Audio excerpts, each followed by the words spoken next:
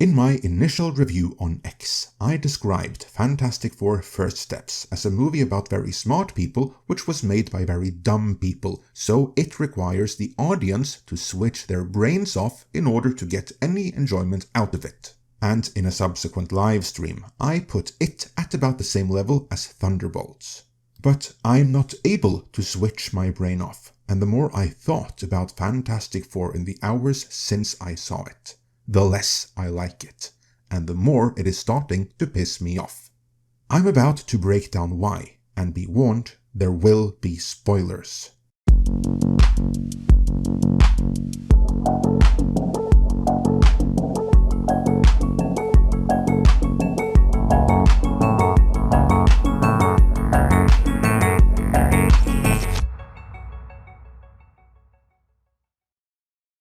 This video is sponsored by Incogni.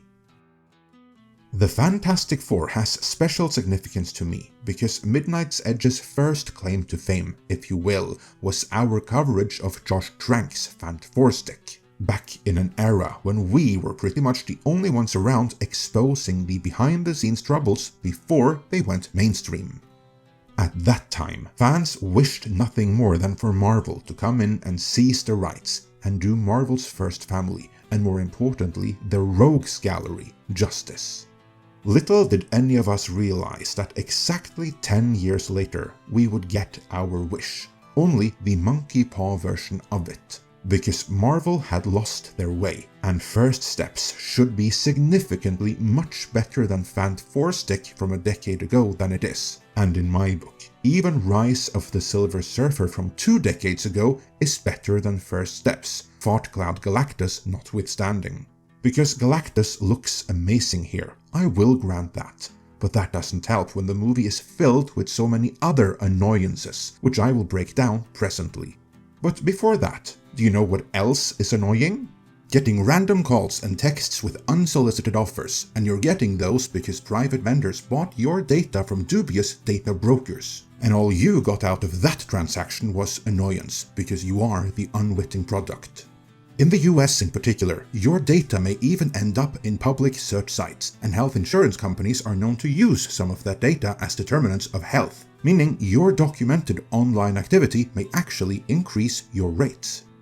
There are hundreds of such data brokers trading in your data and online habits, but the good news is that Incogni, this video sponsor, keeps track of them, and they will protect your privacy by demanding these data brokers remove anything they have on you, plow through their objections as they come, and then send repeat removal requests in case they should get a hold of your data again.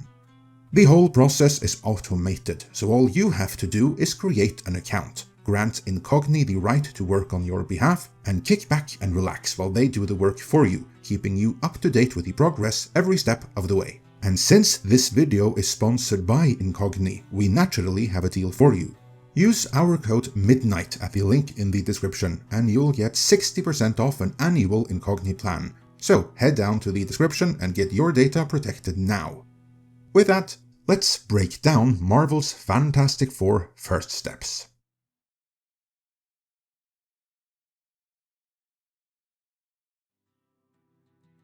The movie begins with a flashback of the past 4 years, where we saw how the Four, who are seemingly the first astronauts and only spacefarers on the Earth of this universe, so really hogging technology for themselves there, get their powers, and become the protectors of Earth in general and New York in particular.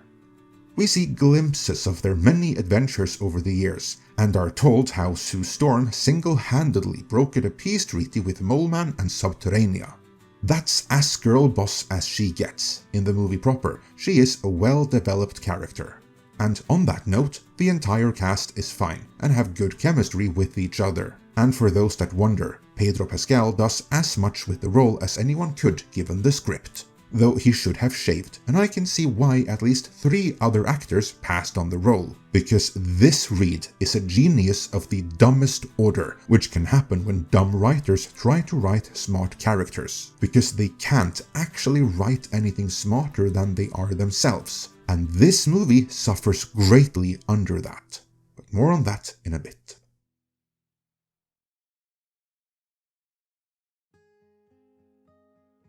The story kicks off with two simultaneous events. First, Reed and Sue learn they are expecting, and the female Silver Surfette arrives. And after confirming the four indeed are the protectors of this world, she tells the people of Earth that they should rejoice, for Galactus is about to snack on their planet, and resistance is futile.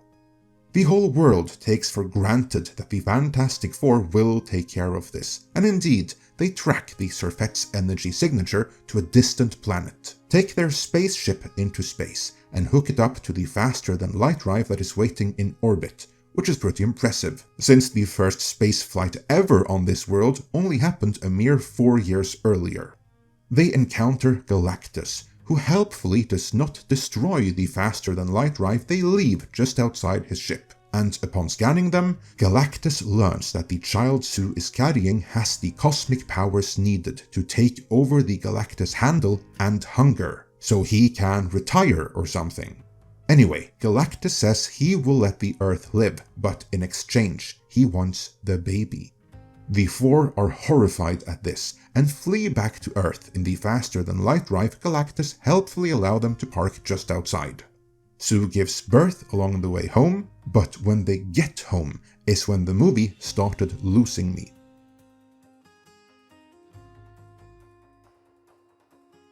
You would think that the Fantastic Four would debrief someone upon their return to Earth. I mean, you would think that they'd have a private sit-down with the President, or the Pentagon, or the UN, or the World Council, and we know there is such a thing, as we saw it in the intro. Basically, have a sit-down with some official body to disclose what they had learned, and assess the next steps with the appropriate powers that be, and only then communicate what is going on to the populace, after a PR strategy has been devised. But nope. They walk straight from the spaceship into a press conference, all panicked and stressed, and then blurt out, "Sorry everyone, we did not defeat Galactus like you all took for granted, but he promised that he would spare you all if we gave him our child. But you'll be glad to know that of course we didn't. No further questions, gotta run, bye." And then they were surprised when public sentiment turned against them. But not to worry. For Reed Richards, the dumbest genius on the planet, has a different idea.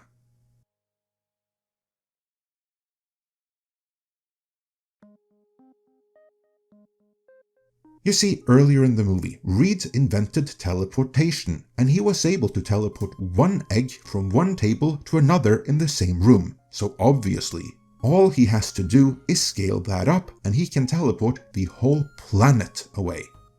That's right. Reed Richards' solution is to teleport all of planet Earth away from its present location to a different solar system that is so far away that Galactus won't find it for 1,000,000 years. Probably, they hope. And not to worry, Reed will be able to put planet Earth in the Goldilocks zone of that other solar system with a 2% margin of error. This is where I checked out, because I can only suspend my disbelief so far. I mean, what ruined the Eternals for me, more than anything else, was that it ended with a dude sticking out of the planet. Something which would have altered weather patterns and even the orbital speed. And here, this movie asks me to ignore everything I know about gravity, solar systems, and orbital dynamics. Now, granted, I'm not an expert in that, but I do know you can't just randomly slot a whole planet into a solar system that has been fine-tuned to its current planetary lineup for billions of years without wreaking utter havoc in the process. A havoc which may result in whole planets, maybe the one you just inserted, being evicted from the whole system altogether. What is more, Reed was only going to teleport the Earth itself, but leave the Moon behind. And the Moon is kind of vital to all facets of life on Earth. So what was it a proper genius once said? Not a great plan. Indeed, not a great plan. Yet this is the plan these incompetent writers need you to accept if you are to enjoy the movie. And if you are able to switch your brain off to that level, then more power to you, but I was checked out at this point.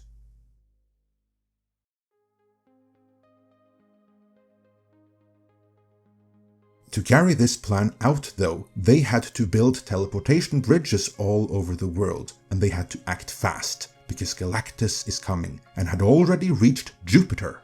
And I have to say, it was most cooperative of Galactus, who can fly faster than light, to slow down from Jupiter and onwards, and give the people of planet Earth enough time to build these teleportation bridges all over the world. But as we saw with the faster than light drive before, and we will see again, this is a very cooperative Galactus. Alas, the female Silver Surfette is less cooperative, because just as they're about to teleport Earth away, the female Silver Surfette arrives and destroys all the teleportation bridges. That's alright though, Reed and Sue come up with a new plan, and I don't even know if it is as dumb or even dumber than the previous.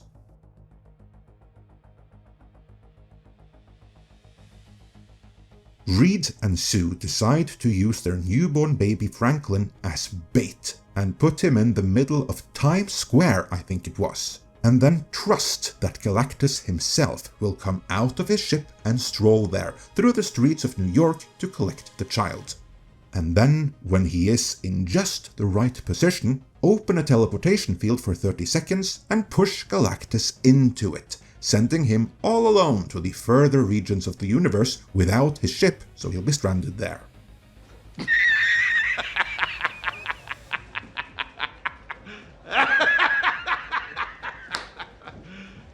You serious? Yes, that is their master plan. Use their baby as bait and trust that Galactus personally will walk over and collect him. There is no contingency plan for Galactus sending the Silver Surfer to fetch the child for him, which I would think falls under the Surfer's duties, or even use a tractor beam, which we have seen before that Galactus does have on his ship. Luckily for them though, this is a cooperative Galactus, so he does indeed exit his ship and casually stroll through the streets of New York to pick up the child, not a suspicion in the world.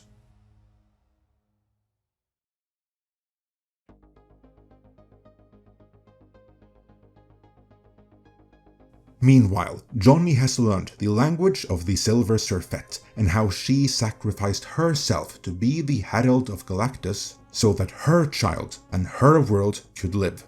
But she did not sacrifice herself for the father of her child. Insofar as we could see from the flashbacks, the Silver Surfette was a single mom who needs no man. Still, when confronted with how many others she has contributed towards killing, she has a change of heart. Johnny, however, is inspired by her sacrifice to save her world, so when the time comes to give Galactus the final push into the portal, Johnny is ready to sacrifice himself for the greater good. And it truly is a noble scene and a heartwarming moment. But then the Silver Surfette swoops in and robs his moment of glory from him, as she outraces him as the girl boss she is and pushes Galactus through the portal, going in with him, ready for her later return. Because to anyone who stupidly thought that they'll introduce Norrin Radd later on, perish that thought. This Silver Surfer was set up to stay. With Galactus defeated, the movie ends, or rather fast forwards to 4 years later, when Doom shows up in Sue's living room, playing with little Franklin like some creepy stalker. When I left the theater, I enjoyed this movie about as much as Thunderbolts, but upon reflection, I think it belongs down there with Brave New World, and my assessment of it may sink further still. I don't think this movie will be everyone's cup of tea, and for what it's worth, reviews in my native Norway have been brutal. If that holds true elsewhere as well, this might not be as fierce competition for Superman as I first thought it would. And for those that wonder, to me, Superman, for all its flaws, which I do acknowledge, was the vastly better movie in every way. Others feel differently, of course, which is fine, but I do wonder which movie they saw. Now, am I being too critical here? Did this sound fine to you? What did you think of the movie, if you've seen it? Let me know in the comments, and before you go, remember to protect your data. Use our code MIDNIGHT at the link in the description and you'll get 60% off an annual Incogni plan.